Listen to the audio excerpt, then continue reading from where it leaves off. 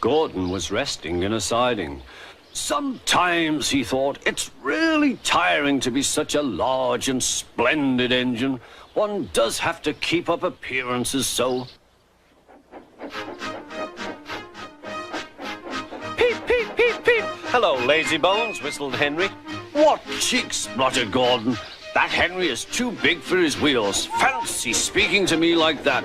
Me, who has never had an accident.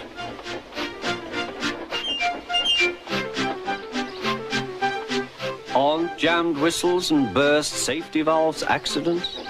Asked Percy innocently. No, indeed. High spirits might happen to any engine. But to come off the rails like Henry did, well, I ask you, is it right? Is it decent? Then it was Henry's turn to take the express. Gordon watched him getting ready. Be careful, Henry. You're not pulling the flying kipper now. Mind you keep on the rails today.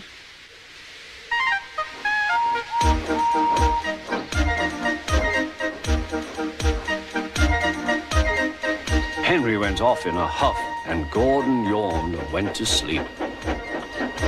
But not for long. Wake up, Gordon, said his driver. A special train's coming, and we're to pull it.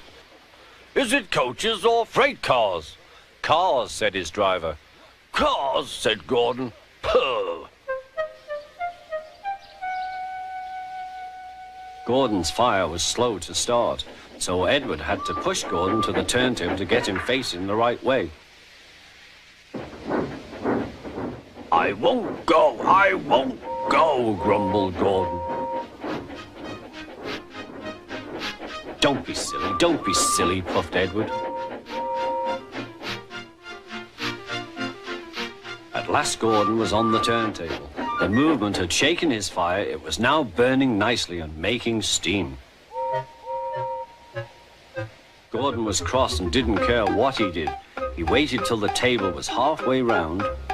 I'll show them, he hissed.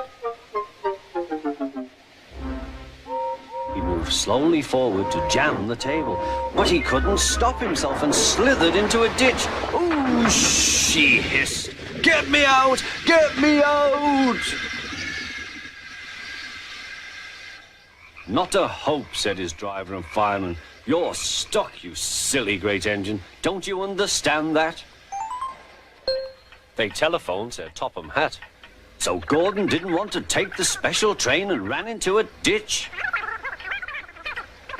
What's that you say? The special's waiting. Tell Edward to take it, please. And Gordon, oh, leave him where he is. We'll get him out later. On the other side of the ditch, some little boys were chattering. Coo, doesn't he look silly? They'll never get him out. They began to sing. Silly old Gordon fell in a ditch, fell in a ditch, fell in a ditch. Silly old Gordon fell in a ditch, all on a Monday morning. Gordon lay in the ditch all day. Oh dear, he thought, I shall never get out. But that evening they lifted Gordon and made a road of sleepers under his wheels to keep him from the mud. Strong ropes were fastened to his back end, and James and Henry, pulling hard, managed to bring him to safety.